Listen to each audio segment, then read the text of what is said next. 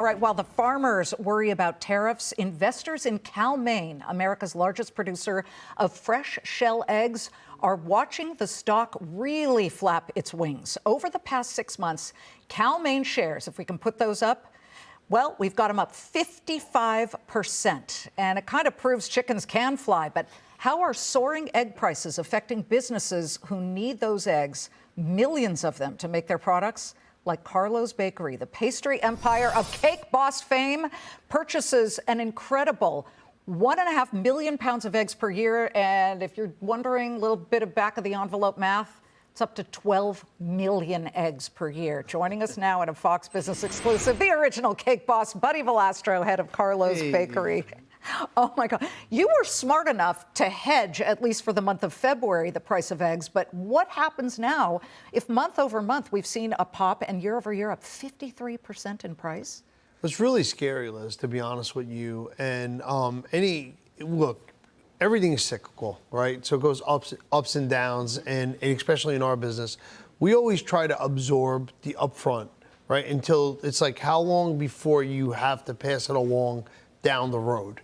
But again, we buy it in pounds. So, if you're buying $1.60 a pound and now they're at $2.70 a pound, that's insane. So, at some point you have to pass it along to the consumer. But we try to say, all right, how much of it? We're going to do this much or that much.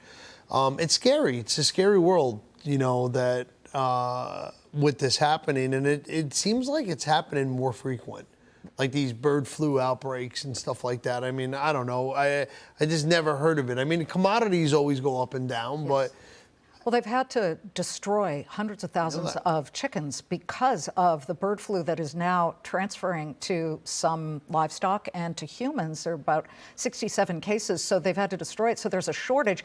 So I was at Whole Foods this weekend, and I took some video of the egg refrigerator, which was basically totally empty. We can show that video, and you'll see it was just stunning to me that there it is. I mean, they had the liquid stuff, which, sorry, nobody can do, but totally empty shells. And they claim it's strict animal welfare standards, but I've never seen this before.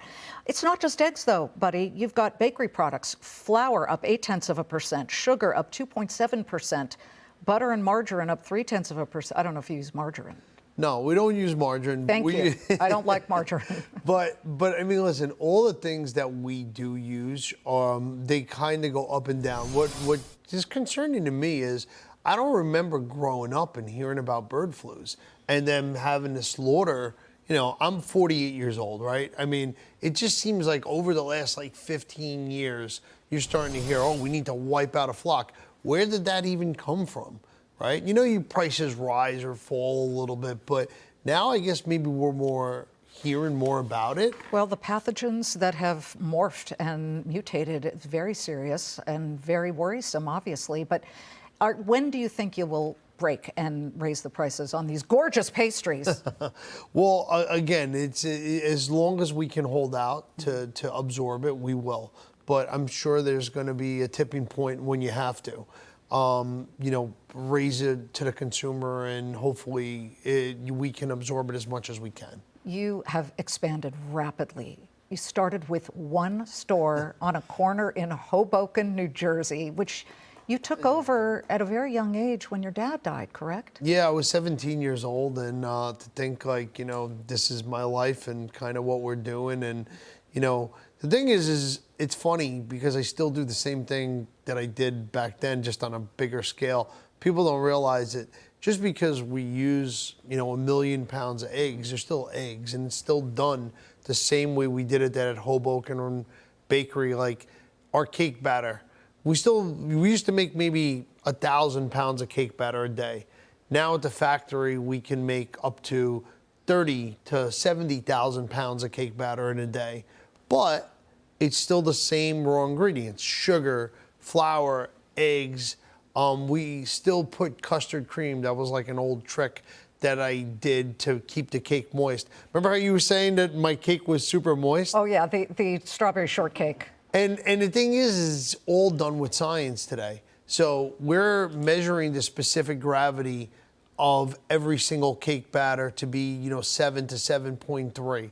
We're checking the moisture content of every single cake that's 32 to 34%. Well, so as you continue to try and give the best product ever, and up to your standards to every customer, you've expanded to now something like 16 different concept stores throughout the United States. You're big in Vegas.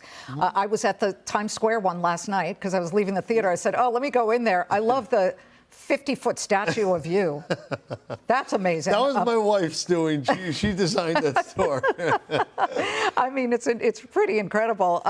And you're now partnering with Walmart. You also export to Canada. Yep. So you may be caught in the tariff wars here. Is this something that's brand new to you, having to deal with that? Well, it is. I mean, it definitely is. Getting into retail, we launched into retail almost 2 years ago, and we have a lot of different SKUs in Walmart. And they've been amazing partners. Honestly, when we first started doing it, I was a little skeptical.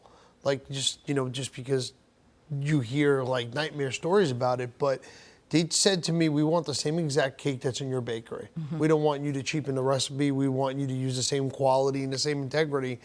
And that was like a breath of fresh air.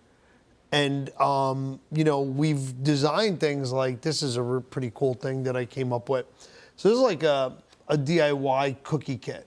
Okay. So so this is what the cookie is gonna look like.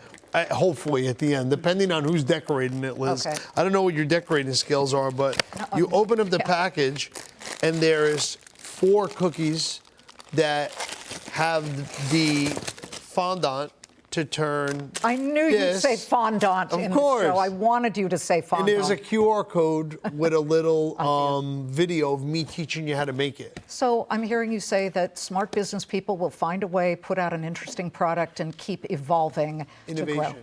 I'm a survivor, Liz. I'm gonna keep changing and pivoting and we started a lot more retail after COVID. Mm-hmm. Yeah. Right. After COVID, we learned that we can make a lot of cakes. Like we had the production and, the same way I would design and develop cakes that might jump spin or whatever. Well, now I develop lines where we can do, let's say 20, 25 cakes a minute. You're churning them out, and I love the story. It's a great, great story, and good luck with dealing with the high prices, Buddy. Thank you so much. Well, we got to do it as a country. It's all of us. We're in this together. We sure are. Cake Boss, Buddy Valastro, wonderful to have you here.